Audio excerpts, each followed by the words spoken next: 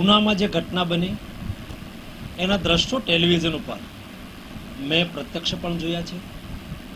પાલિતાણા તાલુકાનો દલિત સમાજ આ મુદ્દે જ્યારે મને રજૂઆત કરવા આવ્યો છે ત્યારે રાજ્યના મુખ્યમંત્રી શ્રીમતી આનંદીબેન પટેલે તાત્કાલિક એની સામે પગલાં લેવા માટે સખ્ત પોલીસ કાર્યવાહી કરવા માટેની પણ સૂચનાઓ આપી છે.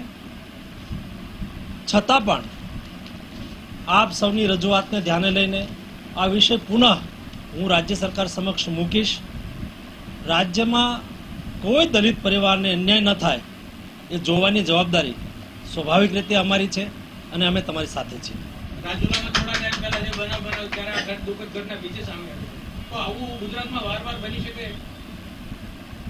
ગમે ત્યારે આવી ઘટના બનશે, નહીં બનવી જોઈએ આદર્શ વાત છે, પણ બને તો આવા કોઈ લોકોને બક્ષવામાં નહીં આવે. એની સામે એવી કાર્યવાહી કરવામાં આવશે કે જે બાકીના લોકો જોવે અને ભવિષ્યની અંદર એને થયેલી શિક્ષાને ધ્યાનમાં રાખીને બીજા કોઈ આવું કૃત્ય ન કરે.